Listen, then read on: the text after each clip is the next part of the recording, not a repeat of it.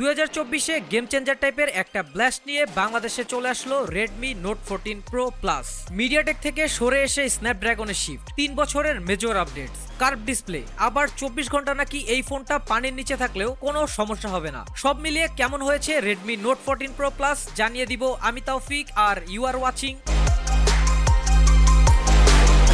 সেপ্টেম্বরের 26 তারিখে চায়নাতে Redmi Note 14 Pro Plus launch হয় অ্যান্ড অলরেডি খুবই ফাস্ট দেশের বাজারেও অ্যাভেলেবেল হয়ে গেছে। শুরুতেই লুকসের কথা বললে চোখে পড়বে বড় একটা ক্যামেরা বাম্প, কিছুটা new design from previous note series. But personally আমার কাছে ক্যামেরা বাম্পটার ডিজাইন এত ভালো লাগেনি, কারো কারো কাছে আবার ভালো লাগতেও পারে, টোটালি পার্সোনাল প্রিফারেন্স আর কি। রেয়ার প্যানেলটা গ্লাস বিল্ড, আর যেহেতু গ্লাস বিল্ড কি টাইপের প্রোটেকশন ইউজ করা হয়েছে তা নিয়ে ভালোই ঘাটাঘাটি করেছিলাম অ্যান্ড ঘাটাঘাটি করে জানতে পারলাম ব্যাক প্যানেলটা কর্নিং গরিলা গ্লাস 7i এর প্রোটেকশনটা দেয়া হয়েছে। Xiaomi ক্লেম করছে এটা দিয়ে মোটামুটি আখরোট, বাদাম এই ধরনের জিনিসপত্র আপনারা ইজিলি ভাঙতে পারবেন। দেশের বাজারে আপাতত এর দুইটা কালার অ্যাভেলেবেল, একটা হোয়াইট আর একটা গ্রিন। গ্রিনটা যদিও একটু লাইট গ্রিন টাইপের এন্ড কালারগুলো আমার কাছে খুবই অ্যাট্রাকটিভ মনে হয়েছে। বডি ফ্রেমটা প্লাস্টিক বিল্ড আর ফোনটার থিকনেস বেশিও না আবার অত কমও না, মানে মাঝামাঝি টাইপের। কারণ Xiaomi এবার বিগ ব্যাটারি ইমপ্লিমেন্টেশন করেছে এই ডিভাইসটিতে। এই থিকনেসে Xiaomi চাইলেই 3.5mm হেডফোন পোর্টটা দিতে পারতো,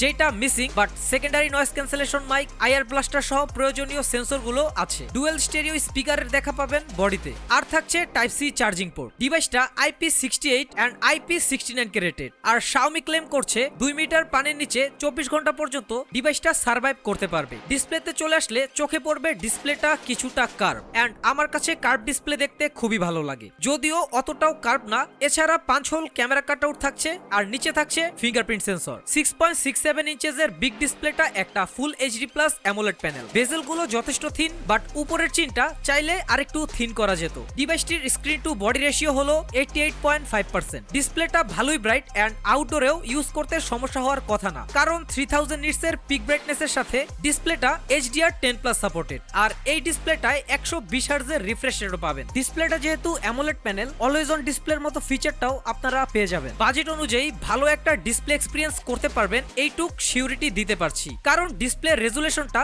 1080p না 1.5K একটা ডিসপ্লে দিয়েছে Xiaomi। ডিসপ্লে প্রোটেকশন হিসেবে দিয়েছে Corning gorilla glass big touch 2।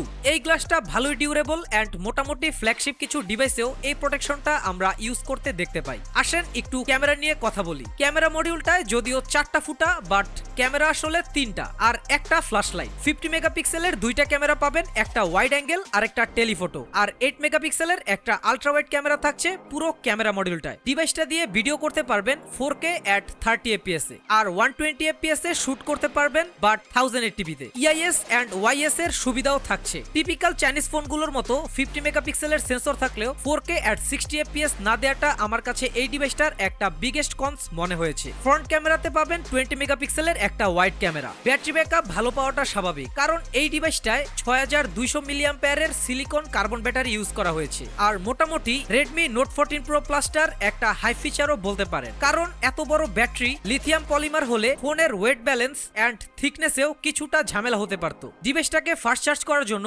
বক্সের মধ্যে একটা 90 ওয়াটের ফাস্ট চার্জারও পেয়ে যাবেন। গেমাররা অনেকক্ষণ ধরে বসে আছেন, সো চলেন প্রসেসরটা নিয়ে কথা বলা যাক। এই ডিভাইসটাকে ভালো একটা পাওয়ার দিতে Xiaomi মিডিয়াটেক থেকে সরে এসেছে আর Snapdragon 7s Gen 3 চিপসেটটা ইউজ করেছে, যেটা ভালোই পারফরমেন্স দেওয়ার কথা। চিপসেটটা একটা 5G চিপসেট, সো 5G এর সুবিধা পাবেন আর সফটওয়্যার নিয়েও কোনো ঝামেলা হওয়ার কথা না। Android 14 এর সাথে ডিভাইসটা এসেছে এন্ড নেক্সট 3 বছরের মেজর সফটওয়্যার আপডেটস আপনারা পাবেন। ডিভাইসটার সারমর্ম বললে ডিভাইসটার দাম বর্তমানে 40 থেকে 41 হাজার টাকা, যেটা এখন কিছুটা বেশি। ভিডিও রেকর্ডিং এ 4K 60 fps এর অভাবটা বাদ দিলে 2024 সালে এইটা জাস্ট আনবিটেবল একটা ডিভাইস হতে যাচ্ছে। আর যেহেতু মার্কেটে নিউ, এর দাম আশা করি সামনে কিছুটা কমবে, তখন দেশের নতুন জাতীয় ডিভাইস হতে পারে। সব মিলিয়ে আপনার কাছে ডিভাইসটা কেমন লেগেছে কমেন্টে জানাতে পারেন, আর সাবস্ক্রাইব করে থাকলে দেখা হচ্ছে নেক্সট ভিডিওতে। আল্লাহ হাফেজ।